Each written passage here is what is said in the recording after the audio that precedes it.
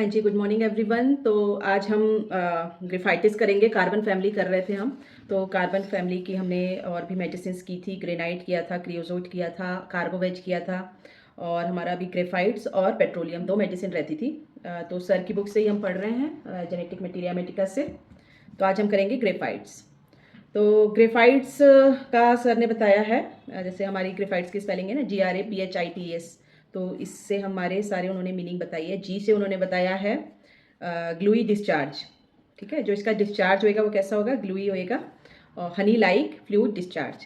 ठीक है, जो डिस्चार्ज है कैसा है, हनी जैसा है और ग्लूई है। ठीक है, आर से राइडिंग इन कैरेज में इनको एग्रवेशन है। Aggravation in general, riding in carriage, hearing ameliorated by riding in carriage. बस एक चीज़ है इसमें, हियरिंग जो है वो एम्बुलेशन है हियरिंग में, और सारी चीज़ों में इन जनरल वो राइडिंग इन कैरेज में एग्रवेशन है। तो थर्ड इसका है एंक्शियस, GRA। से एंक्शियस होता है बहुत ज़्यादा ये, वीपिंग, एलिमेंट्स फ्रॉम एंटिसिपेशन। ठीक है। पी से लाइक पल्सटिला, पल्सटिला जैसी चीज़ें हैं इसमें बहुत सारी ना, पल्सटिला जैसा ही दिखता है। तो पल्सटिला लाइक चेंजेबिलिटी है इसके अंदर, वेवरिंग माइंड है, बार बार मतलब मूड स्विंग्स, और कभी कुछ चेंजेबिलिटी सिर्फ माइंड में भी होती है उसमें पल्सटिला में, और फिजिकल कंप्लेंट्स में भी आती है उसमें। जैसे बोलते हैं ना कई लोग कि मेरे को कभी इधर पेन हो रहा है, कभी इधर पेन हो रहा है, कभी मुझे गर्मी लग रही है, कभी मुझे ठंड लग रही है। तो ये सब चेंजेबिलिटी में आ जाता है। तो पल्सटिला की तरह चेंजेबल है, इंडिसिसिव है, इनकॉन्सिस्टेंसी है, पेन वॉन्डरिंग ऑन टच। ठीक है, कैसे करें, ठीक है, टच करने पे पेन इसकी कैसे हो रही है, वॉन्डर कर रही है, कभी इधर कभी उधर ऐसे हो रही है। फिर एच से hardness of everything in the body from skin to organ but soft mind. तो हर चीज़ में क्या है, इसमें हार्डनेस है बॉडी में, मगर जो इसका माइंड है वो कैसा है, वो बहुत सॉफ्ट है। ठीक है, तो ये हो गया हार्डनेस हो गया एच से। आई से हो गया इंडोलेंट, इंडोलेंट मतलब जो सुस्त हो, आलसी हो, है ना। एवर्जन टू वर्क, दो इंटेलिजेंट, इंटेलिजेंट होता है मगर इंडोलेंट होता है। स्लो होता है, लिथार्जिक होता है, क्योंकि कार्बन है तो कार्बन वाले कुछ गुण तो दिखेंगे ही ना। फिर है टिमिड और ट्यूमर्स। टिमिड, टी से टिमिड होता है बहुत ज़्यादा, और ट्यूमर्स होते हैं इनमें, ट्यूमर की पैथोलॉजी आपको देखने को मिलेगी बहुत सारी इसमें। ई से जो है इरप्शंस, स्केली, स्केली इरप्शंस होंगे इसके। ठीक है, जैसे स्केल जैसे हमारे सोरियासिस में होता है ना, उस तरह के इरप्शंस। क्रैक्स होंगे, फिशर्स होंगे स्किन में, है ना। फिर है एस से सार्कास्टिक होता है, जो हमने कार्बन में पहले भी पढ़ा था कि ज़्यादातर ये सार्कास्टिक होते हैं, क्योंकि ये लोग टिमिड होते हैं, तो ये सार्काज्म के थ्रू अपना गुस्सा और वो निकालते हैं, नाराज़गी। तो ये हमारे सारे हो गए ग्रेफाइट्स के जो कैरेक्टरिस्टिक थे। Graphites mean plumbago. Graphite equal to carbon plus ferrum. ठीक है, तो प्लम्बैगो होता है, इसको मतलब मीनिंग है इसका। और ये जो ग्रेफाइट्स है वो किससे मिला है, दो चीज़ों से मिलके बना है, कार्बन और फेरम, दोनों को मिला के। कुछ फेरम वाले गुण आ जाएंगे इसके अंदर, कुछ कार्बन वाले आ जाएंगे। तो constitutionally graphites is an allotropic form of carbon. Carbon का एलोट्रोपिक फॉर्म होता है, but has some percent of iron in it. ठीक है, थोड़ा बहुत इसमें आयरन होता है। This causes graphites to have property of carbon as well as ferrum. ठीक है, दोनों की प्रॉपर्टीज मिलेंगी हमको। जनरल कार्बन्स कैसे होते हैं, क्या क्या प्रॉपर्टीज इसमें कार्बन वाली हैं, एक तो स्लो है, चिली है, इंडोलेंट है, एग्रवेशन आफ्टर ईटिंग होता है, जैसे हमारे कार्बोवेज में भी था, और एम्लोरेशन ओपन एयर में। ठीक है, जैसे हमारा कार्बोवेज में भी देखा था हमने, कार्बन्स के ये कॉमन हैं सिम्टम्स। फिर इसमें मेंटल लेवल पे कैसा होता है, टिमिड होता है जैसे कार्बन में है, एंशियस, सार्कास्टिक, ये सारे कार्बन वाले गुण आ गए। फिजिकली कैसा होता है, कार्बन वाले गुण देखे जाए तो फैट होता है, फैटी होता है, राउंडेड फीचर्स होंगे इसके, with hardness of skin and glands. ठीक है, ग्लैंड्स और स्किन में हार्डनेस होगी, क्रैक्स एंड फिशर्स होंगे। तो ये सारे आ गए properties of carbons. How graphite differs from other carbons, कैसे हम इसको डिफ्रेंशिएट करेंगे दूसरे कार्बन्स के साथ। All carbons are right sided but graphites is left sided. तो इसको हम बोल देते हैं, ग्रेफाइट्स को हम वैसे भी बोलते हैं कि लेफ्ट साइडेड कैलकेरिया। कैलकेरिया जैसा दिखे आपको मगर लेफ्ट साइडेड हो तो ग्रेफाइट्स आप वहाँ पे सोच सकते हो। कैलकेरिया जो होता है वो राइट साइडेड होता है। लेफ्ट साइडेड में जैसे हम हैंड्स का देखते हैं कि ब्रेन ब्रेन मतलब लेफ्ट साइडेड ब्रेन नहीं, लेफ्ट साइडेड मतलब होता है जिसका राइट ब्रेन ज़्यादा प्रोमिनेंट होता है, और राइट साइडेड वो लोग होते हैं जिनका लेफ्ट ब्रेन ज़्यादा प्रोमिनेंट होता है, कि क्रॉस बनता है ना। तो जो लेफ्ट साइडेड लोग होते हैं उनके करेक्टरिस्टिक अलग होते हैं, राइट साइडेड जो लोग होते हैं उनके करेक्टरिस्टिक अलग होते हैं। जो राइट साइडेड लोग होते हैं वो कैसे होते हैं, प्रैक्टिकल होते हैं, मनी माइंडेड होते हैं, एनालिटिकल होते हैं, इस तरह के होते हैं उनकी मतलब। और जो लेफ्ट साइडेड लोग होते हैं वो क्रिएटिव होते हैं, इमोशनल होते हैं, और मतलब जैसे हम बोल देते हैं ना मेल और फीमेल्स हम्म, में फीमेल्स ज़्यादातर लेफ्ट साइडेड ब्रेन उनका ज़्यादा, राइट साइडेड ब्रेन ज़्यादा डोमिनेट होता है, इसलिए वो ज़्यादातर लेफ्ट साइडेड होती हैं। सेंसिटिव, इमोशनल, क्रिएटिव, ये सारे गुण फेमिनाइन गुण बोल देते हैं हम इनको। मस्कुलाइन गुण जो होते हैं, मस्कुलाइन प्रॉपर्टीज़ क्या होती हैं, जो राइट साइडेड वाली होती हैं ज़्यादातर। तो जब हम जैसे हम बोल देते हैं ना कुंडलिनी जागरण, उसमें क्या होता है, उसमें यही करना होता है, हमको अपने दोनों ब्रेन को बैलेंस करना होता है। जिसमें वो गुण मिलते होते हैं वो नहीं नहीं, जैसे ज़्यादातर लेडीज जो होती है ना, उनमें ये लेफ्ट साइडेड वाली ज़्यादा दिखाई देंगे आपको हाँ, गुण, है ना। समझ। केयरिंग है, ये सब चीज़ें जो Emotional नरिशमेंट होता है, करने वाली, इमोशनल, बहुत एम्बिशियस Sensitive। नहीं होती, ये सब फेमिनाइन गुण है, ये लेफ्ट हम्म। साइडेड लोगों में ज़्यादातर होते हैं। जो राइट साइडेड जो होते हैं वो ज़्यादातर मस्कुलाइन उनके अंदर प्रॉपर्टीज़ हैं, जैसे Money minded। बहुत प्रैक्टिकल होते हैं, एम्बिशियस होते हैं, मनी माइंडेड, कैलकुलेटिव होते हैं, है ना, हम्म। इस तरह का। तो जो बोल देते हैं ना कि आप बैलेंस में कब आओगे, जब आपकी सातों कुंडलियाँ कब जागृत होंगी, जब दोनों ब्रेन आपका सही एक जैसा काम करे, हम्म, बैलेंस आपको तभी आता है। 7 चक्र हो जो गए। बोल देते हैं ना जैसे हम शिव और शक्ति का बोलते थे, है ना, तो शिव शक्ति क्या है, जो शिव शक्ति थे वो पूर्ण थे, क्योंकि उनमें फेमिनाइन गुण भी थे और मस्कुलाइन, दोनों बैलेंस्ड फॉर्म में था। तभी वो उनका आधा है। आधा अर्धनारीश्वर बोल देते हैं। हम्म। तो वो बैलेंस्ड, वो किस चीज़ को शो करता है कि वो एक बैलेंस्ड एनर्जी है जिसमें दोनों चीज़ें हैं। और ज़्यादातर हम लोग ह्यूमन बींग्स में क्या होता है, ज़्यादातर कुछ लोग जैसे मेरा बहुत, मैं लेफ्ट साइडेड ज़्यादा मेरी, और कंप्लेंट भी उनको फिर लेफ्ट में ही आएंगी ज़्यादा। जैसे मेरे को स्कोलियोसिस है, तो स्कोलियोसिस में मेरा लेफ्ट साइड को वो शिफ्टेड है, वर्टिब्रल कॉलम। और भी जो भी कोई प्रॉब्लम मुझे आती है, जैसे किडनी स्टोन हुए थे मुझे पहले, वो लेफ्ट साइड, लेफ्ट किडनी में ही हुए मुझे, है ना। मेरे को जो पेन होती है, कभी बैक पेन जो होती है, वो हमेशा लेफ्ट में ही होती है, राइट में होती नहीं। तो और ज़्यादातर मतलब जो लेफ्ट साइडेड लोग हैं उनकी लेफ्ट साइड में ही ज़्यादा प्रॉब्लम्स आती हैं, क्योंकि वो साइड उसका वीक होता है थोड़ा सा। तो जो राइट साइडेड लोग हैं उनको राइट में आएगी। अब जैसे देखा होगा कई लोगों को राइट में ही किडनी स्टोन होते हैं, लेफ्ट में नहीं होते। कईयों को लेफ्ट टू राइट होते हैं, राइट टू लेफ्ट होता है, ऐसा भी होता है। तो ये जो है ना, ये हमको जो ह्यूमन लाइफ हमको मिली होती है ना, ये इसमें हमको ये दोनों चीज़ों को बैलेंस करना होता है। वो ही बैलेंस जब आप हो जाते हो, तब आप आध्यात्म की तरफ जैसे हम लोग जाते हैं, तो वो अपना दूसरा साइड एक्टिवेट करते हैं। जैसे वो बंदा जो वो है IIT बाबा, वो भी ये बात बता रहा था। उससे बोला कि आपने इतने नेल्स क्यों बढ़ाए हुए अपने हाथ के, उसके नेल्स देखे, हाथ के इतने लंबे लंबे नेल्स थे। बोलता है बड़े हैं लेकिन गंदे से देखे। हाँ, इतने लंबे लंबे। तो वो बोलता है मैंने इसलिए बढ़ाए हैं कि मैं अपने अंदर फेमिनाइन कैरेक्टर भी एक्टिवेट कर सकूं। जब आपके नेल्स बड़े होंगे, सुना मैंने ये, हाँ, सुना तो है। आप जैसे जाओगे कहीं पे, किसी को लग ना जाए, थोड़ा सा केयर करोगे इस चीज़ को लेके। तो वो ये चीज़ बता रहा था, चीज़ समझा रहा सुना था था। मैंने तो भी। ये जो मेल्स हैं उनमें अगर फेमिनाइन कैरेक्टर भी एक बैलेंस्ड फॉर्म में आ जाए ना, तो वो पूरा हो जाता है इंसान। तो वो फिर वो उस लेवल पे, जैसे हम बोल देते हैं कि आत्मज्ञान हो गया, या फिर जो भी बोला जाता है, उसमें होता करना यही होता है। कुंडलिनी जागरण में भी यही करना होता है। जैसे ईड़ा और पिंगड़ा नाड़ी होती है ना हमारी, राइट और लेफ्ट। तो जब आप ऐसे चेक करोगे ना, तो जिस तरफ से आपके ज़्यादा फ्लो दिखेगा, एक नाक से ज़्यादा आता है, एक से कम आता है, तो वो वाली हमारी ज़्यादा एक्टिवेट होती है। कौन सा आ रहा है? इधर से लगा, इधर से लग रहा है। राइट, इधर से राइट है ना। तो राइट होता है सूर्य और ये होता है चंद्र, लेफ्ट। ये सूर्य, राइट सूर्य। ऐसे भी हम सूर्य जो होता है वो मस्कुलाइन को करेक्ट करता है, डिनोट करता है। चंद्र जो होता है वो फेमिनाइन कैरेक्टर को करता है। तो जैसे जो ये ग्रह नक्षत्र देखने वाले होते हैं, जैसे बोलते हैं 2 नंबर वाले, 7 नंबर वाले, जैसे हमारा जो मूलांक निकालते हैं डेट ऑफ बर्थ के थ्रू ना, तो जैसे मेरा 7 है, तो मेरे जो ग्रह है वो है केतु हैं वो, ठीक है। सचिन का है 2 को जो है वो चंद्रमा वो करता है। चंद्रमा मेरा भी 2 उनका जो ग्रह है वो जो स्वामी ग्रह बोल देते हैं, वो उनका चंद्रमा है। तो चंद्रमा वाले लोगों में फीमेल कैरेक्टर भी होंगे, मतलब जो एक caring nature, emotional nature. 2 number वाले बहुत इमोशनल होते हैं, ये सब चीज़ें वो उसमें जैसे बताई होती है ना, सब कुछ साइंटिफिक है ये चीज़ें, सब एनर्जी के रूप में ही है ना हर चीज़। तो वही चीज़ है। तो लेफ्ट साइडेड और राइट साइडेड, जब आपने अपने दोनों साइड को बैलेंस कर लिया ना, तो आप पूर्ण हो गए, तब आपने परमात्मा को पा लिया, समझ लो। तो वही करना होता है बेसिकली कुंडलिनी जागरण में। जब हम वो करते हैं ना सांसों की एक्सरसाइज, जैसे अनुलोम विलोम करते हैं, उसमें हम दोनों को जागृत करने की कोशिश करते हैं, ताकि वो प्रॉपर दोनों बैलेंस्ड हों। और कभी पूरे दिन में हमारे ज़रूरी नहीं है एक ही साइड से फ्लो ज़्यादा होएगा, कभी राइट हो जाता है, कभी लेफ्ट हो जाता है।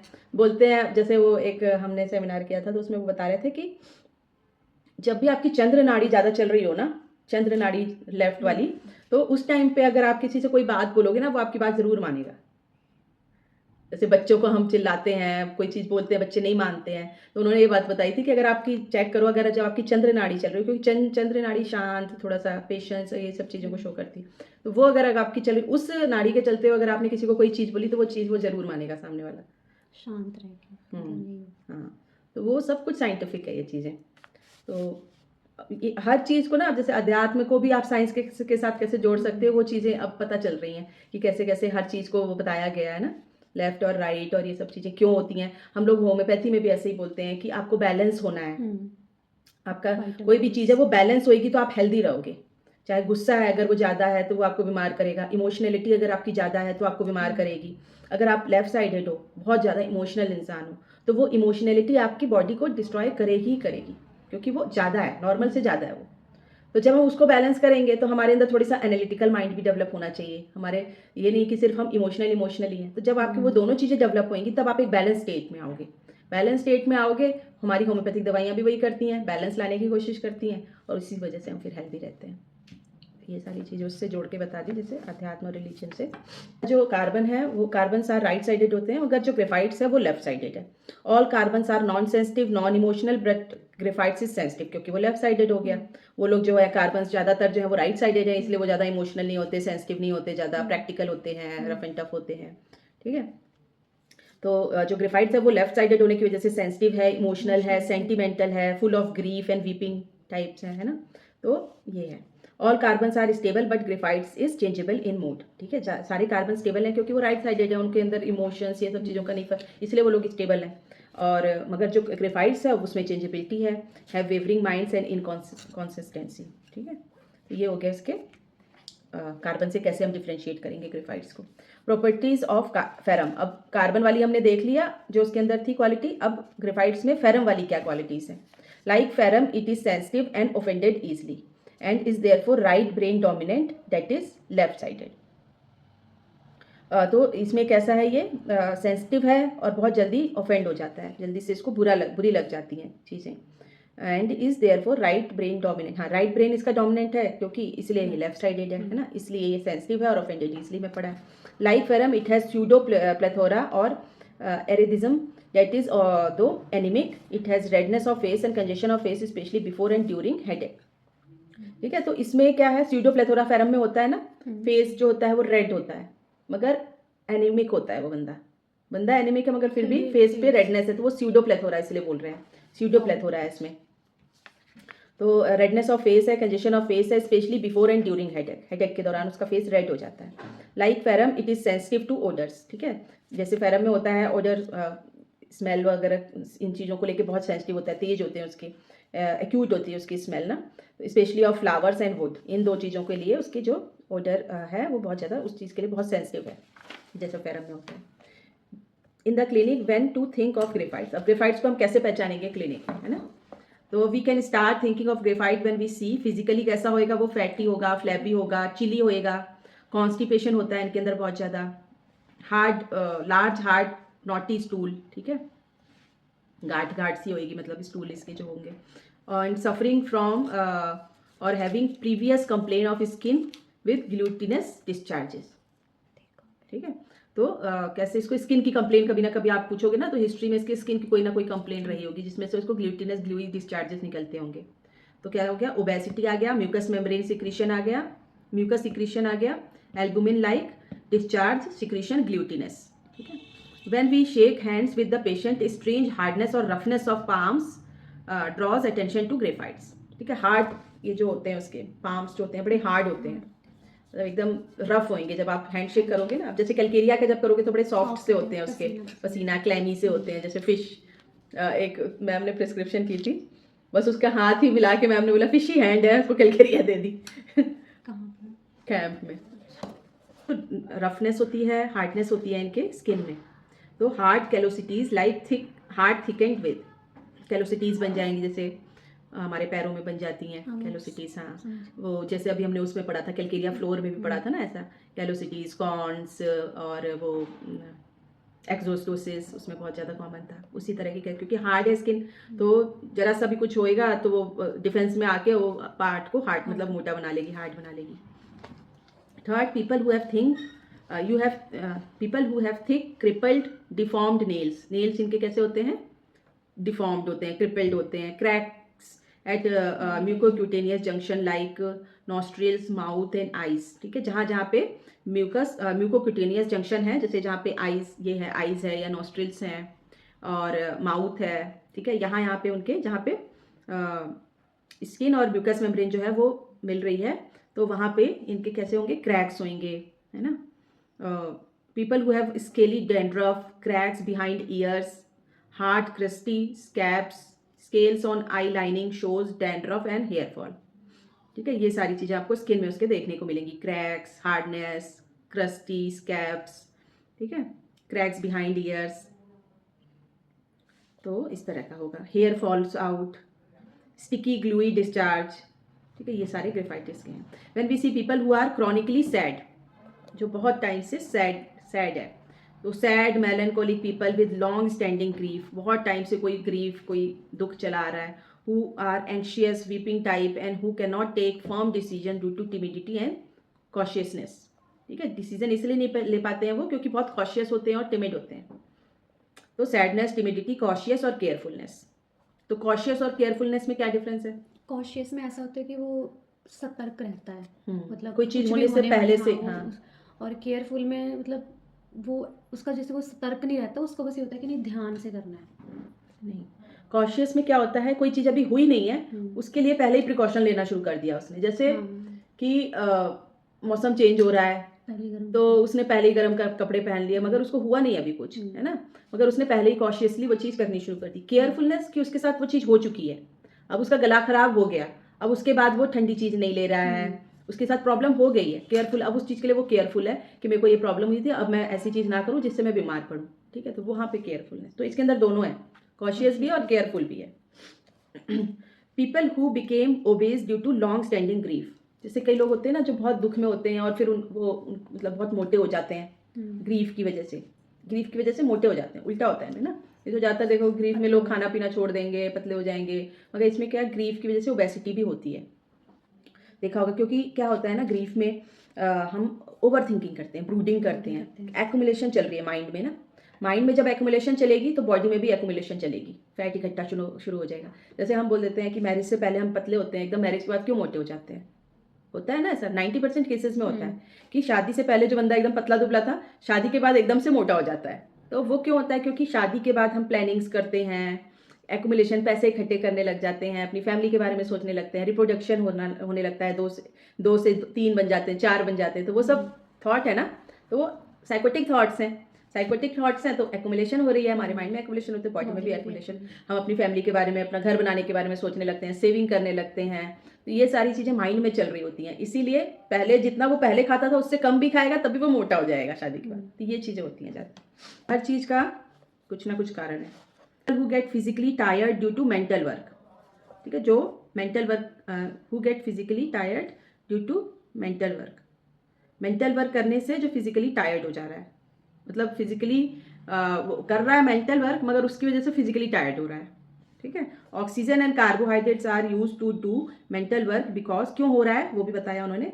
ऑक्सीजन और कार्बोहाइड्रेट जो होता है वो यूज होता है मेंटल वर्क करने में. उसकी वजह से क्या होता है कि हाइपोक्सिया कंडीशन आती है typically in carbons, resulting in less oxygen in the blood and in turn result in tendency to yawn, tendency to stretch, tendency to blue or black discoloration of nail, ठीक है. तो जब हम mental work करते हैं तो उसमें क्या होता है, ऑक्सीजन और कार्बोहाइड्रेट यूज होती है, और जब ये ऑक्सीजन और कार्बोहाइड्रेट ज़्यादा यूज होगी मेंटल वर्क करने पे तो हाइपोक्सिक कंडीशन आएगी कार्बन्स में, और उसकी वजह से क्या होगा कि ब्लड में जो है वो कम ऑक्सीजन जाएगी, क्योंकि हाइपोक्सिक कंडीशन हो गई, ब्रेन में ज़्यादा यूज हो रही है ऑक्सीजन, तो ब्लड में कम जाएगी. उसकी वजह से क्या होगा, कर तो रहा है ब्रेन वाला काम मगर उससे उसको फिजिकल वो आ रही है, वीकनेस आ रही है, और उसकी वजह से जब वो फिजिकली उसको ऑक्सीजन प्रॉपर नहीं मिलेगी तो उसकी वजह से उसको यॉर्निंग आएगी बहुत ज़्यादा, और स्ट्रेचिंग, यॉर्निंग, ब्लूनेस आ जाएगी उसके नेल्स में, है ना.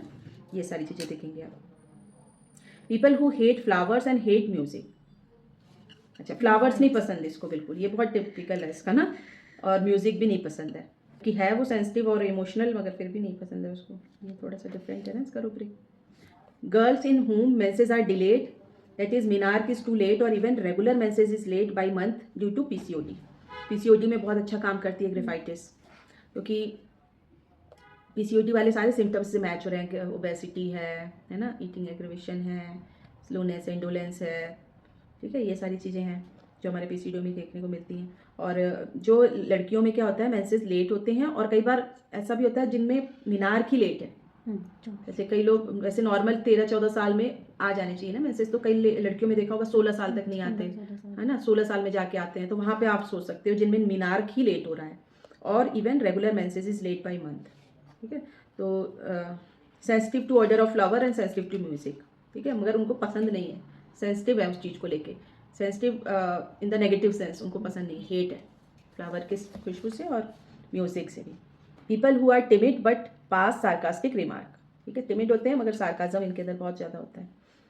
तो टॉन्ट कसने वाले, इस तरह के जो लोग होते हैं ना, अपने गुस्से को टॉन्ट के रूप में बोलने वाले। Middle age man who have had brilliant academic career but never succeeded in life and led to very simple और non luxurious life, not because they are contented but they have no desire to put in hard work, ठीक है। तो मतलब बहुत अच्छे थे पढ़ाई में, है ना, मगर इतना ज़्यादा सक्सेसफुल नहीं हुए वो अपनी लाइफ में। तो वो क्यों ऐसा है इनके साथ, क्योंकि ये नहीं कि वो कंटेंटेड है, कई लोग तो बड़े संतुष्ट होते हैं कि मेरे पास जितना है उतना अच्छा है, ये लोग बहुत हार्ड वर्क नहीं करना चाहते, no desire to put in hard work, तो इसकी वजह से ये बहुत ज़्यादा सक्सेसफुल नहीं हो पाते हैं। तो मॉकिंग सार्काज्म तो है इनमें। इंडोलेंस, इंटेलिजेंट, दो वेरी इंटेलिजेंट बहुत होते हैं मगर इंडोलेंट होते हैं, थोड़े से लेजी होते हैं। Young boys who are fat and flabby who prefers to undress and stay with no clothes above the waist and wanting fan straight on them can be graphites, ठीक है। अपर पार्ट जो है वो undress करके रहना चाहेंगे और direct उनको फैन चाहिए। ऑक्सीजन की कमी है ना इसमें, तो फैनिंग डिज़ायर है, जैसे कार्बन वाला हमारा गुण जो होता है। फिर है young children who are insolent, impertinent and laugh at reprimands can be graphites. तो कई बच्चे होते हैं ना जो यंगस्टर्स होते हैं, बड़े इंसोलेंट मतलब बदतमीज़ टाइप के, गुस्ताख टाइप के ना, गुस्ताखी लिखा हुआ है इसका मीनिंग। और असंगति, इम्पर्टिनेंट मतलब असंगति, मतलब गलत संगत में पढ़ के ऐसी चीज़ें, लोगों का इंसल्ट करना, ऐसे करना, बदतमीज़ी से बात करना, है ना, और लाफ एट रेप्रीमेंट्स, ठीक है, इस तरह के लोग जो हैं ग्रेफाइटिस हो सकते हैं, छपरी टाइप के। एब्डोमेन क्लोथिंग सेंसिटिव टू, ठीक है, जैसे कार्बन कैलकेरिया में भी हमने देखा था, एब्डोमेन में उसको टाइट क्लोथिंग नहीं बर्दाश्त। People who have tremendous sexual desire but the body does not support their mind, क्योंकि फिजिकली बहुत वीक है, ये एनर्जी नहीं है इतनी, तो सेक्सुअल डिज़ायर तो बहुत है क्योंकि कार्बन है, मगर माइंड सपोर्ट नहीं करता उस चीज़ को, इसकी वजह से इनमें they have week erections, erection में प्रॉब्लम आएगी। दे में हैव प्री मेच्योर इजैकुलेशन है, आफ्टर क्वेश्चन एग्रवेशन है, ठीक है। तो इसमें सेक्सुअल उसमें क्या क्या है symptoms, ejaculation, seminal discharge, failing during question, ठीक है, ड्यूरिंग क्वेश्चन सेमिनल डिस्चार्ज जो है वो फेल हो जाएगा, मतलब नहीं डिस्चार्ज होएगा। इरेक्शन ट्रबलसम इनकम्प्लीट, इरेक्शन में भी प्रॉब्लम होएगी, और erection troublesome incomplete question during, ठीक है, ये सारी प्रॉब्लम उसको सेक्सुअल प्रॉब्लम होएगी। तो फिर है throat, when everything centre around the throat, goitre with difficulty in सॉलोइंग, मतलब ग्वाइटर वाली कंडीशन है और उसकी वजह से क्या है, सॉलोइंग में उसको प्रॉब्लम है, क्योंकि ये पोर्शन इलार्ज हो जाता है ग्वाइटर में ना, तो उसको सॉलोइंग में प्रॉब्लम आएगी। Sensation of lump in throat causing the patient to swallow continuously, उसको ऐसा फील होएगा कि उसके गले में कुछ लंप जैसा है, उसकी वजह से बार बार वो कंटिन्यूसली सॉलो करने की कोशिश करेगा उसको। Spasm in throat while swallowing causing the patient to retch and throw out the food, ठीक है, जब वो कुछ निगल रहे होंगे, खाना पीना कुछ खा रहे होंगे, तो उसकी वजह से क्या हो जाएगा, उनके थ्रोट में स्पाजम आ जाएगा और उसकी वजह से वो सारा बाहर निकाल देंगे खाना, ठीक है, रैचिंग हो जाएगी। तो हमारा ग्रेफाइट्स का है मेन जो बताया उन्होंने, फिर उसके बाद उन्होंने केस बताया इसका, और फिर मियाज़म के हिसाब से बताया। Case, a lady age 55 years old age came with the complaint of dysphagia, ठीक है, डिस्फेजिया उसको वही सॉलोइंग में difficulty. She was examined by allopathic specialist and condition was diagnosed as achalasia cardia, ठीक है, ये डायग्नोज किया उन्होंने। Her complaint had started about 3 months back, 3 महीने पहले उसको ये प्रॉब्लम शुरू हुई थी। He can not eat her food normally, खाना नहीं खा पा रही थी वो। Sometimes she could swallow and sometimes a severe spasm in the throat interrupted her swallowing and the food would be vomited out with retching, ठीक है, ऐसे होता था उसको। और she came in the homeopathy because her spiritual guru has advise her to do so, ठीक है। She was a fat chilly lady living in the ashram monastery, ashram में रहती थी वो। She had given up her worldly life to serve God and the guru, ठीक है, अपने life को उसने गिव अप कर दिया था और वहीं पे रहती थी गुरु। She was very young, about 25 years of age, when she had come to this place after her married life failed and she had nowhere else to go. She was not very happy about his life but she had no other option, ठीक है। उसकी marriage failed हो गई थी, उसके बाद वो वहाँ पे आके रहने लग गई। I asked her, were you always so obese since childhood? No, she said, I was quite thin. But after a few years since coming here in the ashram, I became fat. That may be because there is no physical work here. ठीक है, जब आश्रम में आई तब वो OBCs हो गई। What type of work do you do here? I asked. तो वो क्या करती है आश्रम में? I have to teach the younger girls and give them courses on God. They all like my teaching because I take pains to read and prepare my lecture before I deliver them. ठीक है, लोग उसको पसंद करते हैं, वो अच्छे से लेक्चर देती है। They like my lecture because I introduce my new topic every day. ठीक है, कुछ ना कुछ नया टॉपिक बताती है। But after the lecture, I get so tired and fatigued that I started feeling hungry and cannot remain hungry, so I go on hogging. I think that has made me fat. ठीक है, मतलब वो mental exertion किया, उसके बाद से उसको इतनी भूख लगती है कि वो बस ठूसती है एक तरह से जाके खाना, बहुत उसको भूख लगती है उसके बाद। This showed she was intelligent but could not bear mental exertion like carbons, ठीक है, मेंटल एक्सर्शन किया उसकी वजह से उसको aggravation. She was intelligent and indolent, she could not bear hunger. She remained a teacher and never became a leader of any group because she said I could not play politics, ठीक है, कभी leader नहीं बन पाई वो, है ना। तो उसने उसका कहना था कि वो पॉलिटिक्स नहीं खेल सकती। I am a straightforward person, I know what politics go on in this ashram but I prefer not to bother, ठीक है। I asked you prefer not to bother but you are bothered isn't it. तो उन्होंने बोला कि मतलब आप बोल तो रहे हो मुझे कोई फ़र्क नहीं पड़ता, मगर फ़र्क पड़ता है क्या आपके ऊपर इस चीज़ का? She said yes, even I am a human being, even I want to progress and come up in the ashram but I don't, क्योंकि वो पॉलिटिक्स नहीं खेल सकती, स्ट्रेट फॉरवर्ड है, मैनिपुलेशंस नहीं है उसके अंदर। तो वो मैं चाहती तो हूँ प्रोग्रेस करना कि मैं आश्रम में एक लीडर बनूँ या आगे बढ़ूँ, मगर मैं नहीं कर पा सकती ये सब। I asked why can't you fight and rebel and come up, क्यों नहीं आप मतलब जहाँ पे गलत हो रहा है वहाँ पे आप क्यों नहीं रिबेल करते हो या फाइट करते हो? She said no, that's not me, I can't fight, if someone raise the voice I start weeping, I weep through out the night and it last long, I am very sensitive. Leadership perhaps is not meant for sensitive people. I cannot take firm decision, I cannot exert, I cannot command. How can I become a leader? ठीक है, ये सब चीज़ें मैं नहीं कर सकती हूँ। She was very timid, frightened easily and has easy weeping tendency, wavering mind and irresolute. ठीक है। I asked, do you ever show your discontent? कभी आपने अपने discontent को, असंतुष्टि को दिखाया? Yes, she said. I pass a sarcastic remark so that the message is delivered. मतलब sarcastic वो बोल देती है कि लोगों को पता लग जाए कि हाँ मुझे ये चीज़ सही नहीं लगी आपको। Childhood history showed that she had a chronic fissure which was troubling her and which was operated upon. After this she had put on weight. ठीक है, तो उसको चाइल्डहुड में कोई क्रोनिक फिशर्स की प्रॉब्लम थी, जिसके बाद से उसको ऑपरेशन हुआ था उसका, और उसके बाद से उसने वेट पुट ऑन करना शुरू कर दिया था।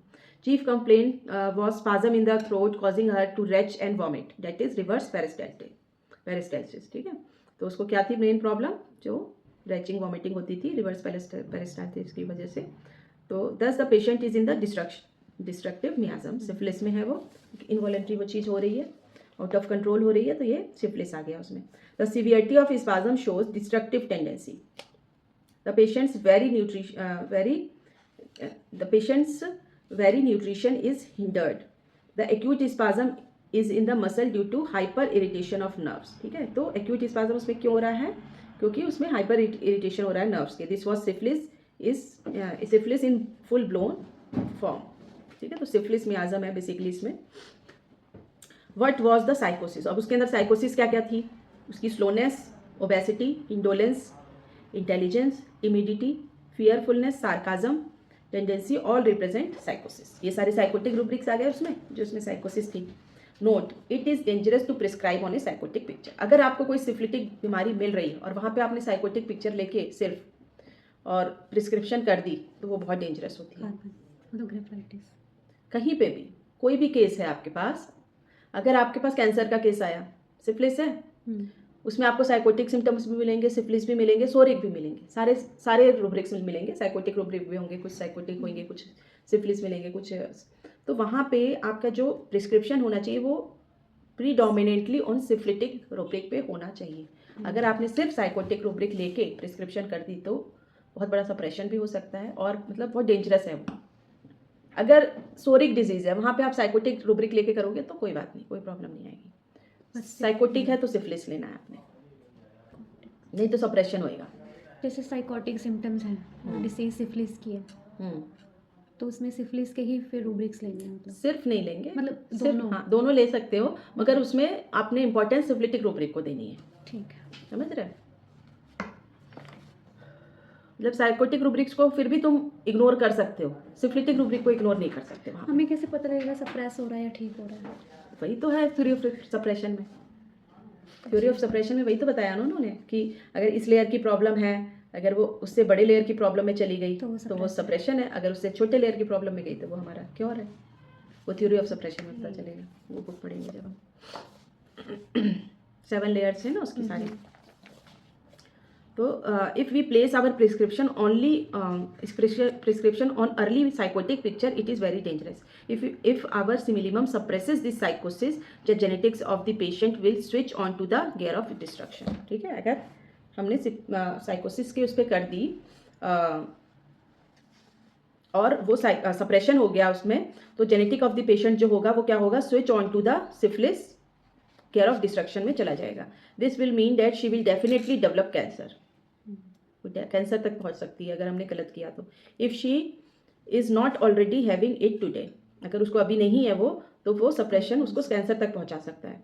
और else she will go into further constriction of throat and oesophagus and will land up in an emergency. ठीक है, और ऐसी कंडीशन वो कंस्ट्रिक्शन ऑफ ईसोफेगस और थ्रोट भी हो सकता है और इमरजेंसी कंडीशन आ सकती है. With this psychotic picture we had to match her syphilitic and psoric picture. अब सिफिलिटिक बीमारी है, हमको पता है कि सिफिलिस है, ये केस जो है सिफिलिटिक केस है. अब वहाँ पे हमने क्या करना है, वहाँ पे हमने हमारी ज़्यादा से ज़्यादा कोशिश होनी चाहिए सिफिलिटिक रूब्रिक्स निकालने की. उसमें जो भी आउट ऑफ कंट्रोल कोई भी रूब्रिक आपको मिले, जैसे स्पाज्म है उसमें वो हो रहा है, ये सिफिलिटिक है. तो ये जो स्पाज्म में वही ना मसल्स में जैसे वो कंट्रिक्शन हो जाएंगे ना, स्पाज्मोटिक हो जाएगा, तो उसकी वजह से इनवॉलेंट्रली खाना पीना सारा बाहर निकल रहा है, ये सिफिलिस सिम्टम है उसका. ये हमारा लेना जरूरी है. और उससे रिलेट मेंटल लेवल पे भी कोई ना कोई सिफिलिटिक रूब्रिक मिलेगा. जैसे ये इस लेडी का केस था, हमने इसमें मेंटल में लिया कि टिमिड है, सरकास्टिक है, ये सब साइकोटिक है, डिसकंटेंटेड है, ये सब हो गया. फिर एक रूब्रिक जैसे ये ले लिया कि वो वाला रैचिंग ऑफ द फूट, ये लेंगे. मतलब ये बहुत इंपॉर्टेंट है. अभी हमको कोई माइंड में भी कोई ना कोई सिफिलिटिक रूब्रिक उसका मिलेगा, वो भी लेना जरूरी है. तो उसके साथ और फिर सोरिक पिक्चर भी देखनी है कि वो सोरा में कैसी थी, सब देखना है. हाँ, सिफिलिस को सोरा के साथ मैच करना है, तभी आपकी सही प्रिस्क्रिप्शन होगी. सिर्फ साइकोसिस में आप फंस जाओगे. साइकोसिस तो ऐसे भी फसाड है. हाँ, फसाड है ना, वो तो घुमाएगा आपको. मेडिसिन लगता है, हर मेडिसिन का यही है. With this psychotic picture, we had to match her syphilitic and soric picture.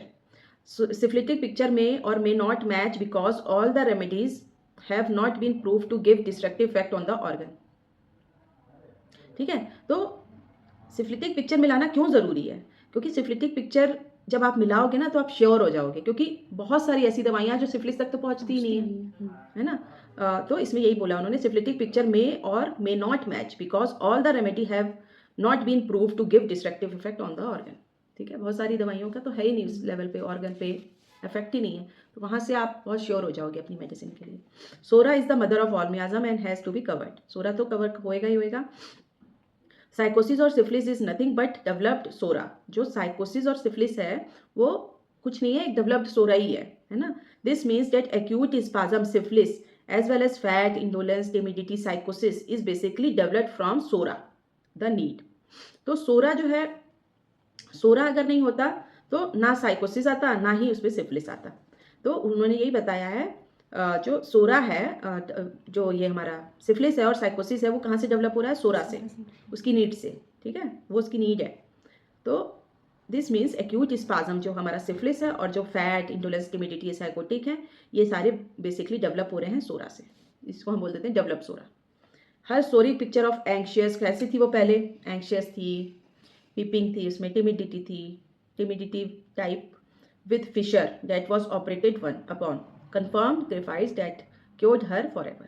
ठीक है, तो उसके सोरा में क्या निकला था, हमको फिशर आया था जिसका उसने ऑपरेशन करवा लिया था। ठीक है, तो वहां से वो चीज़ कंफर्म हो गई, उसकी सोरी पिक्चर मिल गई हमको कि वो कैसी थी सोरा में, एंक्शियस थी, वीपिंग थी, टिमिड थी, फिशर वाली प्रॉब्लम थी सोरी।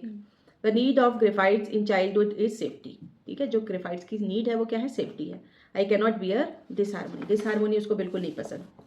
ठीक है, तो वहाँ से उन्होंने उसको मैच करके और ग्रेफाइटिस दी और वो ठीक हो गई। अब हम देखेंगे इसका जेनेटिक मियाज़मेटिक रिफ्लेक्शन इन ग्रेफाइटिस। तो जेनेटिक मियाज़मेटिक रिफ्लेक्शन इन ग्रेफाइट्स, अब हम इसको मियाज़म के हिसाब से सारा पढ़ेंगे ग्रेफाइट्स को। तो first defence process of inflammation, psora. ठीक है, फर्स्ट डिफेंस क्या होता है हमारा, इन्फ्लेमेशन है, सोरा है। At the genetic level courage and will is sacrificed. This causes Griffiths to be timid, fearful, cautious and careful। तो जेनेटिक लेवल पे इसका जो करेज है और विल है वो पहले से ही सैक्रिफाइस्ड है। ठीक है, तो इसकी वजह से ये कैसा है, टिमिड है, डरपोक सा, फियरफुल है, कॉशियस है, बहुत ज़्यादा केयरफुल है। In order to protect itself it has to develop these defences and be sensitive so that they know when danger is coming. अच्छा, अब ये चीज़ भी देखो हम बोल देते हैं ना, जैसे हिंदूज में देखा जाए तो हमारी जो सोल है, हमारी जो आत्मा है ना, वो तो बहुत पुरानी है। बॉडी हमको चेंज मिलती रहती है ना। तो अब ये जो है, ये ग्रेफाइट्स कैसा पैदा हुआ है, उसके इन्होंने बोल दिया ना, eight the genetic level courage and will is sacrificed, पहले ही सैक्रिफाइस्ड है करेज और विल उसकी, वो पैदा ही ऐसे हुआ है। हिम्मत नहीं है, तो वो उसके पुराने रहे होंगे, पुराने कुछ गुण्स, और वो जैसे बोल देते हैं ना, पिछले जन्म की भी चीज़ें हमारे अंदर होती हैं, जो हमने पिछले जन्म में जो चीज़ें की होती हैं। जब हम पैदा होते हैं तो हर एक इंसान कुछ ना कुछ लेके ही आता है ना, कुछ करेक्टरिस्टिक होते हैं उसके, एकदम ब्लैंक तो होता नहीं है वो, कुछ ना कुछ चीज़ें पहले से लेके आता है। तो वो चीज़ें उसके अंदर पहले से ही सैक्रिफाइस्ड है इसमें, जो उसके पिछले जन्म की कुछ चीज़ें हुई होंगी जिसकी वजह से वो ऐसा बन गया था। ठीक है, तो वो this causes graphites to be, इसकी वजह से वो शुरू से पैदा होते ही वो ऐसा है, उसका सोरा ही है, टिमिड, फियरफुल, केयरफुल, कॉशियस, है ना। In order to protect itself, it has to develop these defenses and to be sensitive so that they know when danger is coming। ठीक है, ये उस डिफेंस में रहता है और पता होता है कि कब कोई डेंजर आ जाए, तो उस चीज़ के लिए वो पहले ही अपने आप को प्रोटेक्ट करके रहता है। They always anticipate dangers, therefore there is constant anxiety and that too of trifles. ठीक है, छोटी मोटी चीज़ों को लेकर भी इसको बहुत एंग्जाइटी रहती है। This anxiety coupled with timidity and helplessness causes them to be sad and weep easily. ठीक है, ये एंग्जाइटी की वजह से वो टिमिड होता है, बहुत हेल्पलेस फील करता है, और सैड और वीपिंग ईजिली होती है उसमें। Physically also the sensitivity is develop in olfaction. अब उसके फिजिकल लेवल पे, मेंटल लेवल पे तो वो है ही, जो चीज़ मेंटल लेवल पे है उसका आउटकम आपको फिजिकल लेवल पे दिखेगा ही दिखेगा। तो वो मेंटली सेंसिटिव है तो उसका फिजिकली देखोगे तो उसकी ऑल्फेक्शन बहुत सेंसिटिव है, स्मेलिंग, है ना। That is to odour, strong odour of perfumes, odour of wood, ये चीज़ें उसको बर्दाश्त नहीं होती हैं। कई लोग बोलते हैं ना, हमको हल्की सी भी तेज स्मेल बर्दाश्त नहीं होती, छींकें आने लगती हैं कई लोगों को, तो इतनी ज़्यादा सेंसिटिविटी होती है। तो वो चीज़ सेंसिटिविटी उसको फिजिकल लेवल पे भी दिखेगी। Skin become sensitive and rash develops. ठीक है, हल्की सी कुछ हुआ, रैश बन गए। The rash develops in place where the skin moves the most. ऐसी जगहों पे जहाँ पे स्किन ज़्यादा मूव होती है, जैसे फोल्ड्स ऑफ जॉइंट यहाँ पे, है ना, एल्बोज, नक्कल, फिंगर्स, यहाँ पे टोज, ऐसी जगहों पे, और in groins, palms, tip of finger, corner of the mouth, nostrils, eyes, anus, इन सब जगह पे उसको जो होती है, उसकी स्किन कैसी होती है, बहुत जल्द सेंसिटिव होती है, और वहाँ पे रैश डेवलप हो जाते हैं बहुत जल्दी। The cautious and timid skin, अब ये कैसी स्किन है हमारी, जैसे मेंटली हम टिमिड और कॉशियस होते हैं, वैसे उसकी स्किन भी कॉशियस और टिमिड है। ठीक है, the cautious and timid skin of graphites does not want to move and therefore primarily inflammation develops और rash develop. Body is reflection of the mind and does not lie. ठीक है, तो अगर कोई बंदा है वो आपको दिखा रहा है आके कि उसको ऐसी प्रॉब्लम हो रही है स्किन की, ये वो, मगर आपको देखने में वो बड़ा स्ट्रांग दिख रहा है बंदा कि नहीं ये तो बड़ा रफ एंड टफ है, मगर उसकी बॉडी झूठ नहीं बोल सकती, उसकी बॉडी दिखा रही है कि उसकी स्किन इतनी सेंसिटिव है, तो वो मेंटली भी सेंसिटिव होएगा, वो साइकोसिस है सारी चीज़, वो दिखा रहा है आपको कि मैं बड़ा स्ट्रांग हूँ या वो तो बॉडी का भी झूठ नहीं बोल सकती, तो वहाँ से भी आप उसका माइंड पढ़ सकते हो कि ये इस तरह की पर्सनैलिटी है। ठीक है, body is reflection of the mind, does not like. Second defence, अब ये तो हमारा 16 आ गया, फिर सेकंड डिफेंस आया process of construction sycosis. Second defence at physical level, the sensitive skin excoriate and cracks. अभी तक तो सिर्फ क्या रैशेस पड़ रहे थे उसको, अब क्या है उसमें एक्सकोरिएशन और क्रैक्स शुरू हो गए। ठीक है, in order to repair the delicate skin और reinforce it, the genetic mechanism takes 2 steps. ठीक है, उसकी डेलिकेट स्किन को रिपेयर करने के लिए वो 2 तरह की चीज़ें कर सकती है, जेनेटिक मैकेनिज्म 2 तरह से करती है उसको। फर्स्ट क्या है उसका defence, increase the albumin and gluten synthesis. अब स्किन बहुत सेंसिटिव है तो उसको प्रोटेक्ट करने के लिए वो ज़्यादा एल्बुमिन बनाना शुरू कर देगी, ज़्यादा ग्लूटिन बनाना शुरू कर देगी, and start producing sticky glutinous honey like discharge that could help to stick up the fragile tissue. The gluey sticky discharge is characteristic of, इसकी वजह से उसके अंदर ग्लूई और स्टिकी डिस्चार्ज होता है उसको प्रोटेक्ट करने के लिए अपनी स्किन को, तो वो ज़्यादा इसलिए बनाना शुरू कर देती है एल्बुमिन और gluten.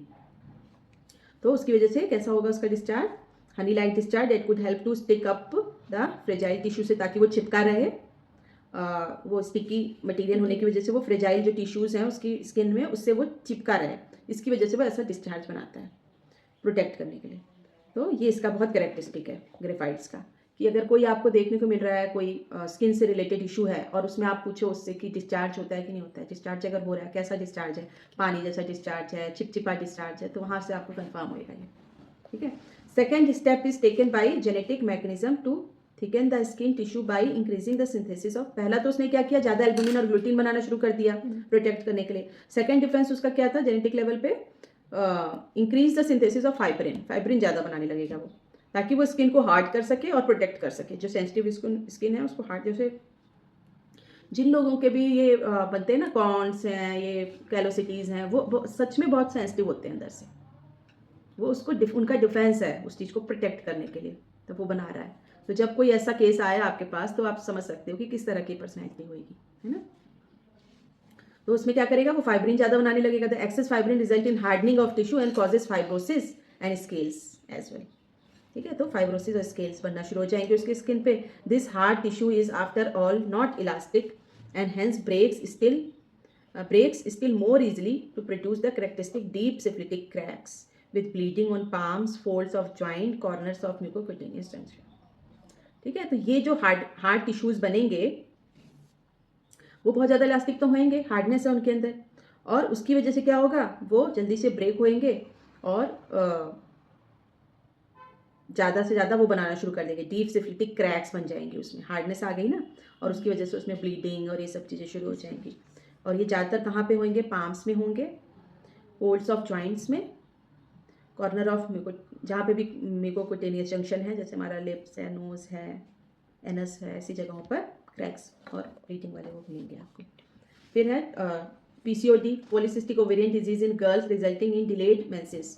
Fibrin causes heart tumours and, जो ये ट्यूमर और फाइब्रॉइड्स भी बन रहे हैं वो भी फाइब्रिन एक्सेस की वजह से ही बन रहे हैं, तो वो भी एक डिफेंस है उसका।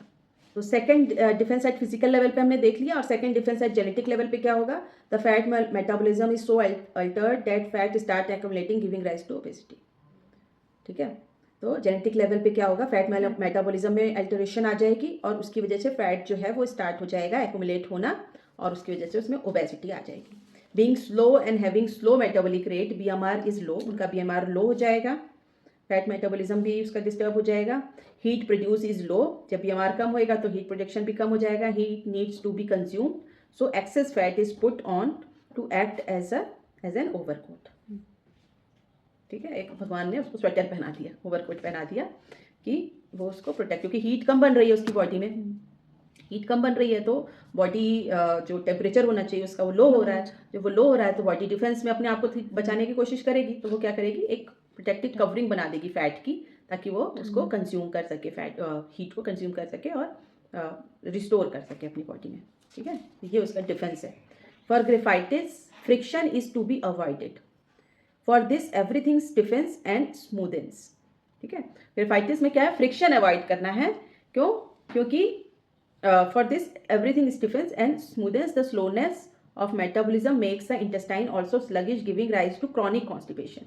ठीक है, और क्या होता है इसमें, मेटाबॉलिज्म जो होएगा इसका स्लो हो जाएगा, बीएमआर कम हो गया, मेटाबॉलिज्म भी स्लो हो गया, तो इंटेस्टाइन भी इसका बहुत स्लो काम करेगा, उसकी वजह से उसको क्रॉनिक कॉन्स्टिपेशन की प्रॉब्लम रहेगी। Stool have more fibrin that make it hard, और फाइब्रिन एक्सेस तो उसमें पहले ही बन रहा है, तो उसकी वजह से स्टूल भी उसका बहुत हार्ड होएगा। Again to avoid friction and hard stool are surrounded by gluten. ठीक है, तो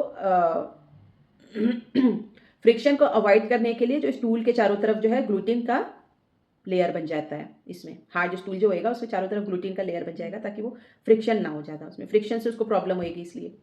the slowness of carbon extend to circulation and oxygenation में गिव राइज टू हाइपोक्सिया। अब स्लोनेस कार्बन की है इसके अंदर, तो उसकी वजह से क्या है, सर्कुलेशन और ऑक्सीजनेशन में भी प्रॉब्लम आएगी, और उसकी वजह से हाइपोक्सी कंडीशन आएगी। In order to get oxygen he start yawning and stretching, yawning बहुत होएगी इसमें।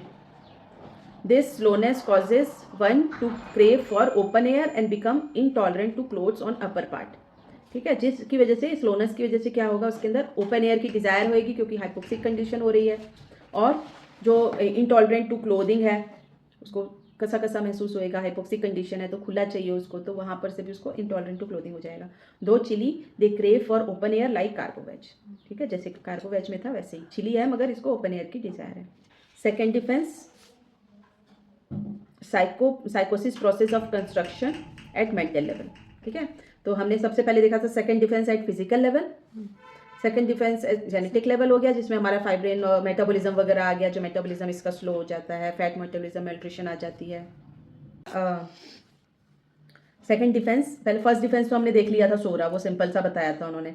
सेकंड डिफेंस में उन्होंने पहले फिजिकल लेवल पे बताया, जिसमें उसने एल्बुमिन और ग्लूटीन का ज़्यादा डिस्चार्ज किया था, और और क्या किया था, फाइब्रिन का ज़्यादा सिंथेसिस होने लग गई थी।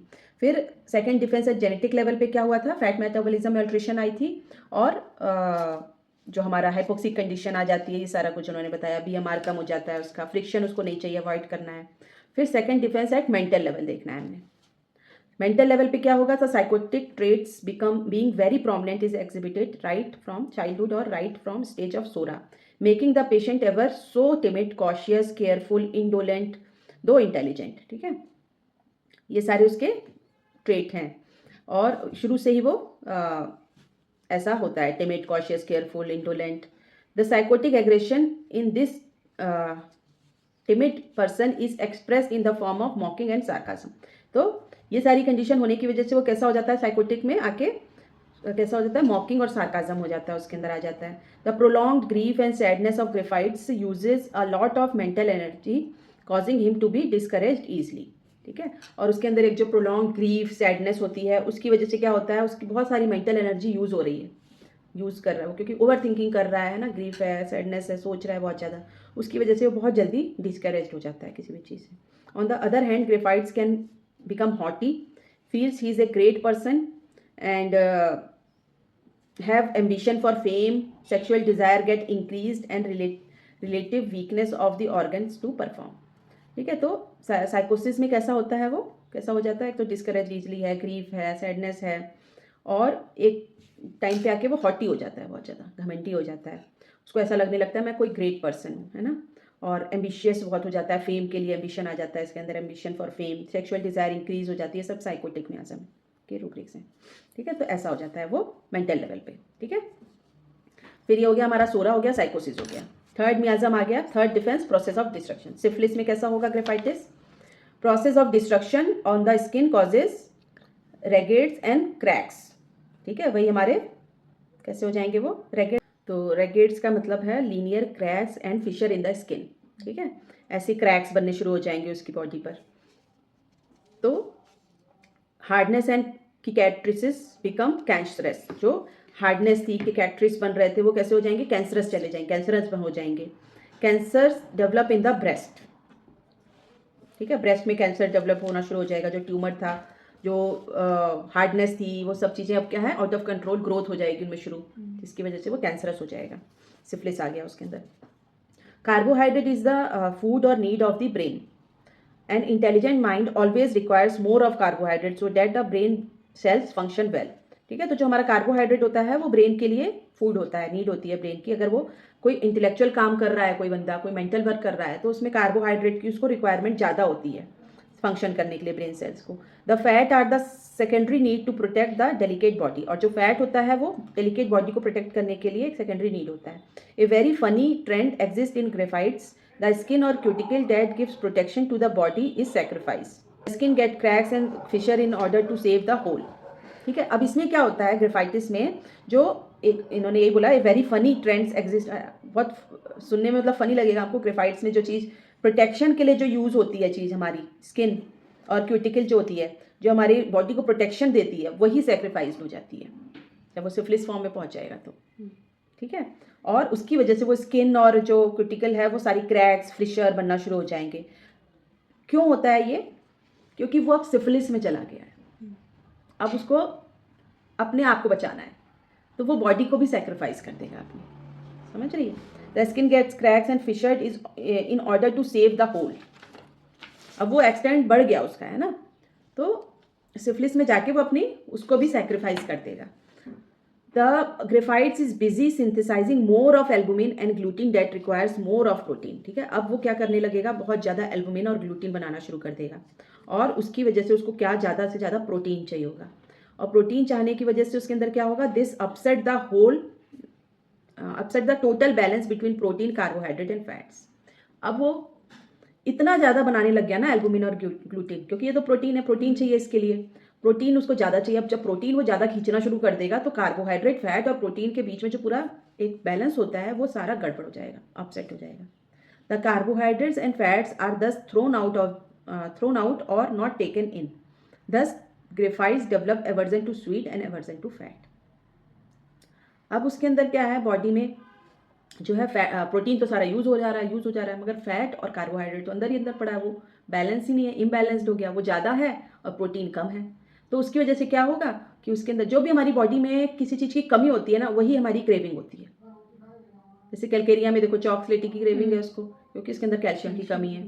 तो इसमें क्या है, फैट और कार्बोहाइड्रेट इतना सारा है अंदर, तो इसकी वजह से इसको एवर्जन है फैट और कार्बोहाइड्रेट चीज़ों से, इसलिए इसको एवर्जन टू स्वीट और एवर्जन टू फैट है। तो देखो कितना साइंटिफिक है सब कुछ ना, हमको जो चीज़ खाने पीने में अच्छी लगती है उसके पीछे भी कितना साइंटिफिक कारण है, हमारी बॉडी के अंदर क्या है, क्या चल रहा है, क्या फिजियोलॉजी चल रही है, क्या फिजियोग्नॉमी चल रही है, वो सारा कुछ डिसाइड करता है कि हमको क्या चीज़ पसंद है, क्या चीज़ नहीं पसंद है। ठीक है, लेमनेड्स, डिज़ायर, ये सब चीज़ें जो है वो सबके पीछे कारण है, उसकी बॉडी के अंदर की नीड है वो। Sweet cause nausea, so they can not consume sweets लेने से उसमें नोजिया होने लग जाता है, क्योंकि वो पहले इतना सारा अंदर पड़ा है।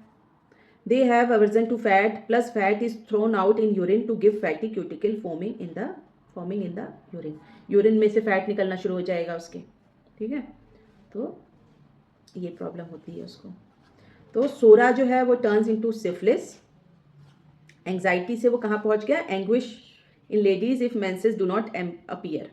ठीक है, पहले तो एंग्जाइटी थी नॉर्मल, मगर जब मेंसेस नहीं आएंगे तो वो सीधा एंग्शियस स्टेज पे पहुंच जाएगी। कई लेडीज में होते हैं ना, जब मेंसेस नहीं आ रहे, क्या हो गया, क्यों नहीं आए, एकदम एंग्शियस, मतलब सारा टाइम उसको वही चलता रहेगा अगर मेंसेस नहीं आए तो। वीपिंग, सैडनेस किस में चला गया, डिस्पेयर में, सिफिलिस में आके। सेंसिटिविटी जो सोरा में थी वो कैसी हो गई, इनसेंसिटिविटी रिजल्टिंग लाफिंग एट रिप्रीमेंट्स, वो बिल्कुल ही इनसेंसिटिव हो गया, फर्क नहीं पड़ता। हाँ, वो लाफ कर रहा है रिप्रीमेंट्स पे। ठीक है, जो इतना सेंसिटिव था वो ऐसा हो गया। तो इसीलिए बोलते हैं ना कि आप कोई पेशेंट आया तो उसको सिर्फ सिफिलिस उसका देख के नहीं देनी हमको, वो पहले कैसा था, उसका सोरा भी देखो, वो ऐसा बन गया है, डिफेंस आ गया ना उसकी बॉडी में। The physical weakness and fatigue make the person desire for external energy, thereby resulting in desire for magnetism. Physical weakness hypoxic condition है, जल्दी थक जा रहा है, प्रॉपर ऑक्सीजन नहीं पहुंच रही बॉडी में, वीकनेस आ रही है, तो इसीलिए उसको मैग्नेटिज्म डिजायर है कि उसको दूसरे से एनर्जी चाहिए, उसको कोई सहलाए, प्यार करे तो दूसरों की एनर्जी से ट्रांसफ़र होती है। एक वो होता है ना, सर ने भी बताया अपने ऑर्गेनम की, उसमें ऑर्गेनम में सबसे लास्ट में कौन सा हीलिंग प्रोसेस होती है जिसमें हैंड से ऐसे करके, कुछ मसाज वगैरह भी है। मसाज नहीं होता उसमें, टच नहीं करते हैं उसमें, बॉडी जैसे बंदे को लिटा दिया और अपने हैंड से ना ऐसे ऐसे करके मूवमेंट करते हैं, एनर्जी ट्रांसफ़र करते हैं उसमें। हाँ, हीलिंग होती है, और भी कई सारी होती है इस तरह की हीलिंग, हैंड्स पकड़ के भी होता है। तो उसके लिए आपके अंदर एनर्जी होनी चाहिए, तभी आप दूसरे को दे पाओगे ना। तो वो यही होता है मैग्नेटिज्म, मतलब देना। हम जैसे किसी को टच कर रहे हैं तो उसकी एनर्जी हमारे अंदर ट्रांसफ़र हो रही है। जब भी हम कभी सैड होते हैं, कुछ होते हैं, हम हग करते हैं, किसी कोई हमको सहलाता है, अच्छे से प्यार करता है, तो वो चीज़ क्या है, उनकी एनर्जी हमको मिल गई, तो हम बैलेंस हो जाते हैं थोड़ा सा। तो ये चीज़ें होती हैं, तो इसलिए इनमें मैग्नेटिज्म डिज़ायर है, क्योंकि एनर्जी कम है तो इनको मैग्नेटिज्म कोई देगा, किसी से होएगा तो फिर कोई इनको मतलब एनर्जी ट्रांसफ़र करेगा, तो ये अच्छा फील करेंगे। The destructive process hampers the sense of awareness and recognition power of the intellect. तो डिस्ट्रक्टिव प्रोसेस की वजह से इनके अंदर सेंस ऑफ अवेयरनेस जो है, रिकॉग्निशन पावर, इंटेलेक्ट जो है, वो सारा कुछ हैम्पर होना शुरू हो जाएगा। ठीक है, ये हो गया। आपका केस है एक case. There was a lady age 48 years of menopausal age who came and complained, doctor, when I go to the marketplace I feel all the people around me are from some other planet। उसको ऐसा लगता है, जो मैं चाहती हूँ कि सब दूसरे किसी प्लेनेट से आए हुए हैं। I feel they are all aliens। She was asked, does everything that is the buildings, the shop, the car, vegetable, everything look different and from some other planet? She said no, when I am walking and I see people whom I know or the vegetable vendors I feel they have come from some other planet। सिर्फ मतलब लोग उसको ऐसे लगते हैं, चीज़ें नहीं। I also feel that I myself from some other planet। She was fat, flabby, mild, chilly, menopausal with history of skin eruptions। ठीक है, in the past this feeling that she was from some other planet was taking as a delusion। strange things are। ठीक है, उसको सारी चीज़ें strange लग रही हैं। The intellect and recognition power was affected but specifically to familiar things only. जिनको वो जानती है उनको लेके ही उसकी जो रिकग्निशन पावर, इंटेलेक्ट जो है वो अफेक्ट हो रही है। There are 2 rubrics। delusion strange everything is, where the car, roads, buildings, the vegetable types, everything will appear not normal and not from our planet। strange remedies, that is strange। दो तरह के rubrics हैं। एक है rubric delusion everything is strange, और एक है delusion familiar things are strange. दो रूब्रिक्स हैं। तो इसमें क्या है, इसमें इसको कार, बिल्डिंग, ये सब चीज़ें नहीं लग रही थी स्ट्रेंज, इसमें इसको लग रही थी जो लोग थे। तो ये वाला रूब्रिक नहीं लेंगे हम, जो स्ट्रेंज एवरीथिंग वाला नहीं लेंगे। Strange familiar things are strange आएगा इसमें। Here her power of recognition and awareness is affected only in so far as people whom she is familiar to are concerned। Here we have cannabis indica, cannabis sativa, cocculus, graphitis, nux mosquita, platina और pulsatilla। यही दवाइयाँ हैं इसमें। delusion, familiar things are strange वाला। तो इस ये rubric लिया उन्होंने। We had the syphilitic part of the constitution. Now we, ये सिफिलिटिक रूब्रिक आ गया उसका। Now we had to zero in on a similimum by finding out which remedy covers the psychotic and psoric trait. ठीक है, अब उसको सोरा के साथ हम कनेक्ट करेंगे। तो कैनबिस इंडिका में और कैनबिस सटाइवा जो होती है वो कैसी होती है, फास्ट रेमेडीज हैं। She is slow, hence rule out. यहाँ से रूल आउट हो गई कैनबिस इंडिका और सटाइवा। सेकेंड आ गई हमारी platina and pulsatilla were rule out because of she was chilly. ठीक है, ये दोनों हॉट है। पल्सटिला और प्लेटिना दोनों हॉट है। मैं तो चिली सोचती थी। पल्सटिला वैसे चेंजेबिलिटी है इसमें, मगर वैसे अगर हम देखें बेसिकली वो हॉट होती है, हॉट थर्सलेस। तो ये भी हो गई रूल आउट प्लेटिना और pulsatilla. We are left slow, chilly, remedies, cocculus, graphites and nux moschata. ये 3 बच गई हमारे पास, जो चिली भी हैं और स्लो भी हैं और लेफ्ट साइडेड भी हैं। नहीं सॉरी, चिली है और स्लो है। ठीक है, ये सारी लेफ्ट हो गई अभी। तो nux moschata is drowsy which she was not. Nux moschata में जो है स्लीप ओवर पावरिंग बहुत है, उसको नींद आती रहती है सारा टाइम। हाँ, तो ये नहीं थी ऐसी, इसलिए ये भी रूल आउट हो गई। और cocculus is compromising, that she was not. जो बहुत कॉम्प्रोमाइजिंग होती है कॉकुलस जो होती है, एंग्जाइटी अदर्स है इसके अंदर, केयरिंग बहुत होती है ना, तो ये इसलिए रूल आउट हो गई। तो all above graphite is the only one that covered her psora of skin lesion. Psora इसका कैसे कवर किया, क्योंकि उसको स्किन की प्रॉब्लम थी पहले। That were suppressed beside being anxious, mild and timid. ठीक है, और graphites cured her at as it covered all 3 defence adopted by the patient genetic code at different time throughout her life. ये हो गया case हमारा। फिर है remedy comparison and differentiation. Glutinous discharge किस किस में होते हैं, can be found in kali bichrome, kali mur, kali sulph. They differ from ग्रेफाइट्स in pure speed. Kali जो होती है फास्ट होती है, हेस्टी होती है, स्टार्टलिंग बहुत होती है उनके अंदर, काली वाले ग्रुप्स में स्टार्टलिंग टेंडेंसी बहुत होती है। तो एंड एग्रेशन होती है, बहुत एग्रेसिव होती हैं काली इस ग्रुप वाली। और kali bichrome who has stocky build like graphites will never have dry scaly scabby cracked skin. तो काली जो ग्रुप की हैं जो मेडिसिन सारी वो कैसी हैं, एग्रेसिव हैं, फास्ट हैं, है ना, हेस्टी हैं, स्टार्टलिंग है उनके अंदर बहुत ज़्यादा। तो ग्लूटिनस डिस्चार्ज अगर आपको काली और इसमें दोनों में डिफ्रेंशिएट करना है तो आप ऐसे कर सकते हो। मीन्स क्या है, काली बाइक्रोम जो होती है वो कैसे होती है, who has stocky built like graphites, built इसका भी स्टॉकी है बट ग्रेफाइटिस की जैसे, मगर he never have dry scaly scabby cracked skin. Kali में ये नहीं होती, dry scaly scabby cracked skin नहीं होती। तो यहाँ से आप डिफ्रेंशिएट कर लो कि काली ग्रुप और ग्रेफाइट्स में। फिर पल्साटिला में भी ग्लूई डिस्चार्ज होता है। तो पल्साटिला तो हॉट थर्सलेस होती है, where is graphites is chilly and thirstless. Pulsatilla loves consolation, graphites worse by consolation and weeps more when consoled. अगर आप उसको कंसोल करोगे तो और रोने लगेगी।